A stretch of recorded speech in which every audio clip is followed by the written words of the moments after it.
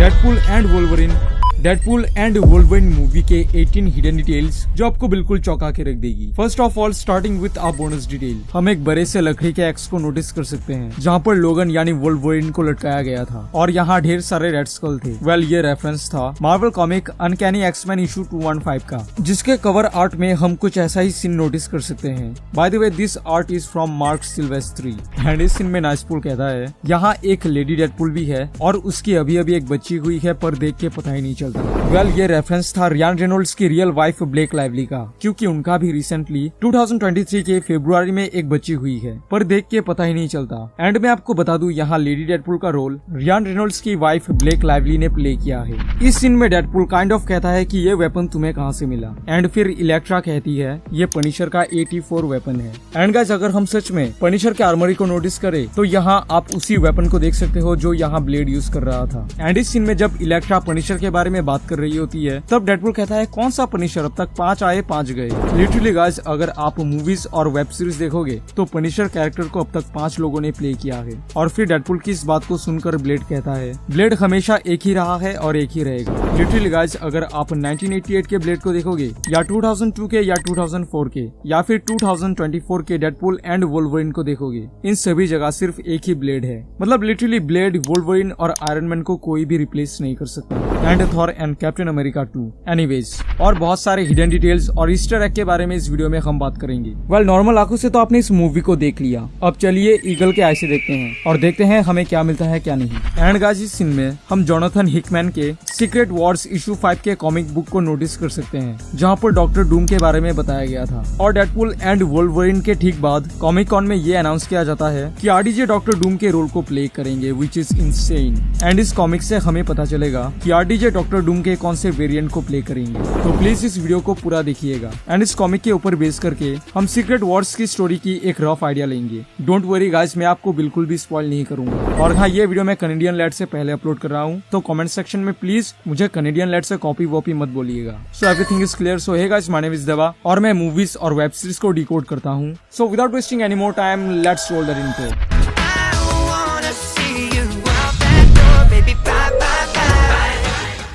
Okay, सो detail number 1, इस scene का Deadpool का जोक तो आपको याद ही होगा। वो कहता है नॉर्मली इंसान के 206 हड्डियां होते हैं और 207 हो जाते हैं अगर पड़ोस वाली लेकिन इन इंग्लिश उसने पड़ोस वाली आंटी नहीं कहा था, उसने गॉसिप गर्ल कहा था। मतलब गॉसिप गर्ल देखते वक्त उसके 207 हड्डियां हो जाते हैं। और ये एक्चुअली रेफरेंस था गॉसिप गर्ल मूवी का, जहाँ पर रियान रेनॉल्ड्स की रियल वाइफ ब्लेक लाइवली थी और स्टार्टिंग में अपनी वाइफ को देखते वक्त थोड़ा केमिकल लोचा तो होता ही है बॉडी में। डिटेल नंबर 2, और यहाँ डेडपूल ने लिटरली वोल्वरिन को खोद के निकाला। बाय द वे आप यहाँ एक आइकॉनिक एक्स को नोटिस कर सकते हो जिसको लॉरा ने बनाया था लोगन के ताबूत के ऊपर रखने के लिए। And this scene is from Logan movie जो 2017 में आया था। और इंसान के 206 ही हड्डियां होते हैं, उसको कंफर्म करने के लिए डेडपूल यहाँ लोगन के एक एक हड्डी से टीवी के गार्ड्स को मार रहा होता है। I mean he was killing and counting the bones. और डेडपूल के पीछे जो ये पेड़ है, ये वही पेड़ है जिसको हमने पहले लोगन 2017 मूवी में देखा था। और पीछे ये जो ट्रक है इसको भी हमने पहले लोगन मूवी में देखा था। मतलब मार्वल ने यहाँ उसी सीन को रिक्रिएट किया है। डिटेल नंबर 3, एंड गाइस ये जो स्टार्टिंग का फाइट सीन था, इस फाइट के दौरान बाय बाय बाय सॉन्ग बज रही होती है एंड उस वीडियो सॉन्ग में एक डांस स्टेप था और वही सेम डांस स्टेप डेडपूल यहाँ इस सीन में करता है।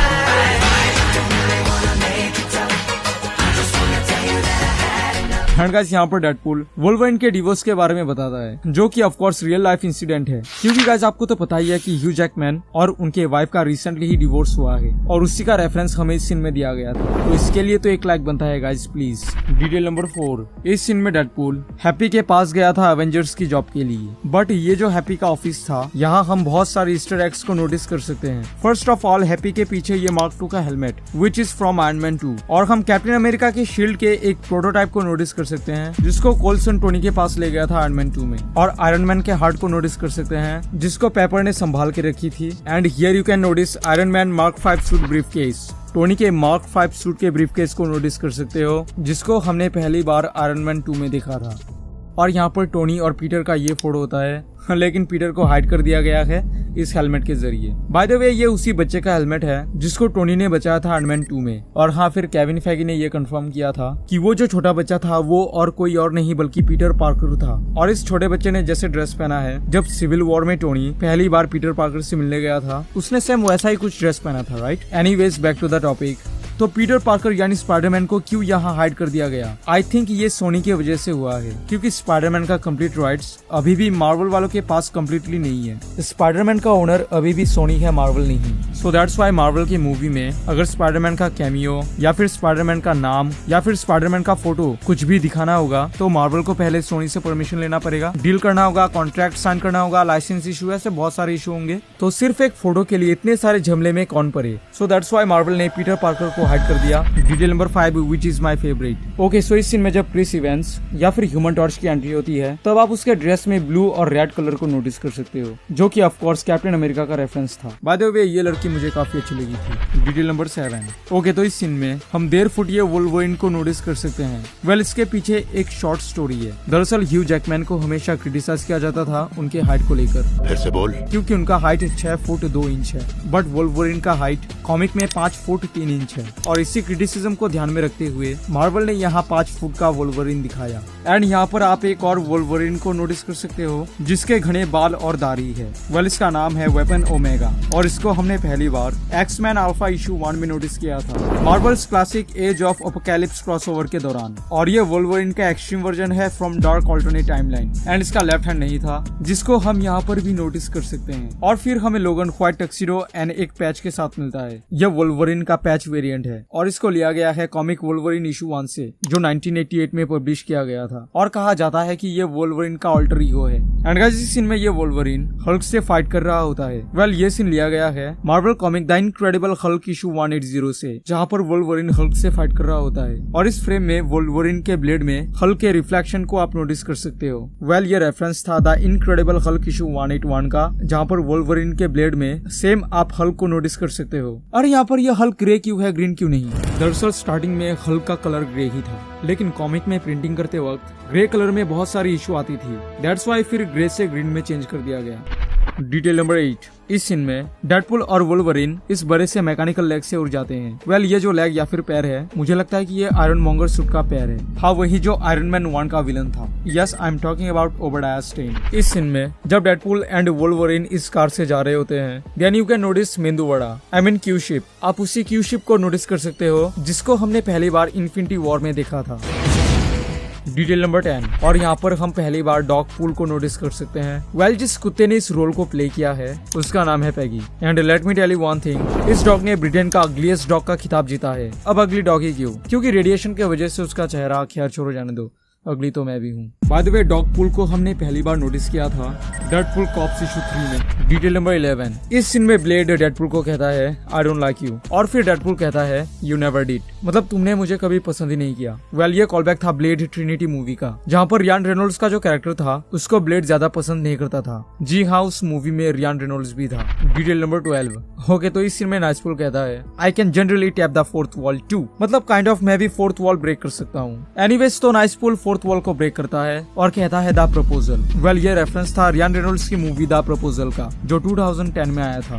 Detail number 13। इस फाइट के दौरान ब्लेड यहाँ एक डायलॉग मारता है, some motherfucker still trying to ice skate uphill. Well, ये सेम डायलॉग उसने ब्लेड मूवी में कहा था जो 1988 में आया था। Some motherfuckers are always trying to ice skate uphill.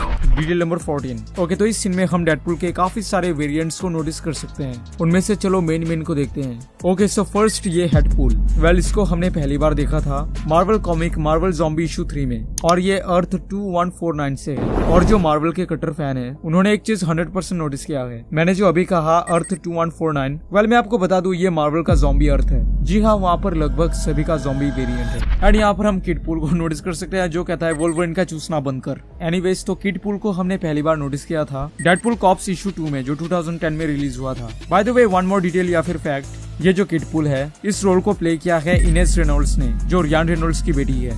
And here is my favorite Deadpool, the cowboy Deadpool. By the way, this Deadpool is from Earth 1108. और हाँ, इनको वॉइस दिया है मैथ्यू मैककॉनहे ने। जी हाँ, वही इंटरस्टेलर का हीरो। एंड गाइस, ये जो डेडपूल का वेरिएंट था, वेल आप उसके सूट में वैक्सम AFC फुटबॉल क्लब के लोगों को नोटिस कर सकते हो। एंड इस फुटबॉल क्लब के ओनर और कोई नहीं बल्कि हमारे रियान रेनॉल्ड्स है। अमेजिंग। एंड गाइस, इस सीन में डेडपूल वोल्वरिन की तरह काइंड ऑफ ब्लेड निकालता है। वेल ये रेफरेंस था डेडपूल के RI वेरिएंट का, जिसके पास वोल्वरिन की तरह क्लॉथ है। और हाँ, डेडपूल का ये जो डांस था, इसको रियान रेनॉल्ड्स ने नहीं, निक पॉली नाम के एक प्रोफेशनल डांसर ने डांस किया था। और आप देख सकते हो कि वो एक स्टूडियो में डांस कर रहे हैं और फिर VFX और एडिटिंग के जरिए इन दो जगह को मर्ज किया गया। वैसे अगर आपको जवान का ये ट्रक वाला सीन याद है, वेल इस सीन की शूटिंग औरंगाबाद में हुई थी। एंड आप ये जान के चौंक जाओगे कि जब इस जगह पर शूट किया जा रहा था, उस टाइम पे SRK वहाँ थे ही नहीं, उनका सिर्फ बॉडी डबल गया था। और फिर इस सीन को एक स्टूडियो में शूट किया गया था SRK के साथ, और फिर एडिटिंग और VFX के जरिए इन दोनों सीन को मर्ज किया गया था। और इस चीज के बारे में मैंने जवान के वीडियो में बात किया था। और हाँ, RDJ जिस डॉक्टर डूम को प्ले करेंगे, वो डॉक्टर डूम का गॉड वेरिएंट है, मतलब बहुत ही ज्यादा पावरफुल। इतना पावर कि उसके पास बियॉन्डर्स का पावर था। अब कैसे, रुको बताता हूँ। और हाँ, जो लोग ये सोच रहे हैं कि आयरन मैन ही था, फिर कुछ रीजन के चलते वो डॉक्टर डूम बन गया, तो देखो ऐसा कुछ नहीं होने वाला, ठीक है। देखो, according to multiverse theory, every possibility is possible in parallel universe.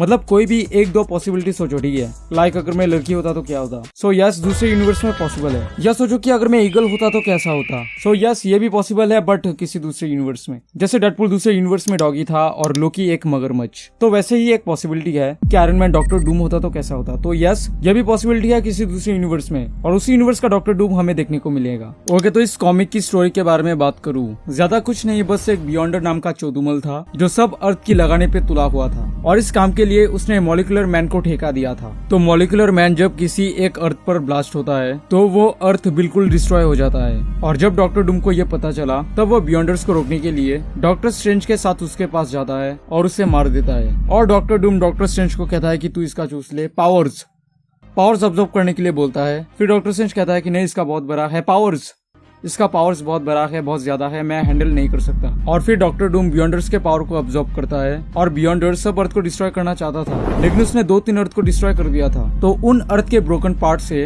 Doctor Doom एक नया वर्ल्ड क्रिएट करता है, जिसका नाम उसने बैटल वर्ल्ड रखा था। और डॉक्टर डूम का जो अर्थ था, उस अर्थ का कोड उसने दिया 1610, जिसका वो गॉड या फिर मालिक या फिर किंग था। और जो 1-2 अर्थ डिस्ट्रॉय हो गया था, उसके वजह से इनकर्जन स्टार्ट हो गया था। और डॉक्टर डूम का अर्थ और हमारा अर्थ यानी अर्थ 616, इन दोनों के बीच में इनकर्जन स्टार्ट हो गया था। और जब कॉमिक में इनकर्जन होता है तो 2 अर्थ के सुपर हीरोज आमने सामने फाइट करते हैं। तो यही मेन प्लॉट होगा सीक्रेट वॉर्स का। अब हमें मूवी में ये देखना है कि डॉक्टर डूम ने कैसे प्लान किया था, और डॉक्टर स्ट्रेंज को बाद में किसने मारा। अर्थ 1610 का, ठीक है, हमारे वाले का नहीं। और जो हीरोज के बीच में जंग होगी वो कैसे होगी, तो ये सब हम मूवीज में देखेंगे। और डॉक्टर डूम का जो अर्थ था, वो उस अर्थ के थ्रोन का मालिक था। और हाँ, थ्रोन से मुझे गेम ऑफ थ्रोन्स याद आ गया, और गेम ऑफ थ्रोन्स से Mirzapur season 3। Well, Mirzapur season 3 में आपने एक सीन को देखा होगा जहाँ पर गुड्डू रॉबिन को मार देता है उसके आंखों में अपनी उंगली को घुसाकर। वेल, ये सीन एक्चुअली कॉपी किया गया था गेम ऑफ थ्रोन्स के इस सीन से। और अगर आप मिर्जापुर के और भी फैक्ट्स जानना चाहते हो, आप यहाँ पर क्लिक करके देख सकते हो, और मैं मिलता हूँ आपसे वहीं पे।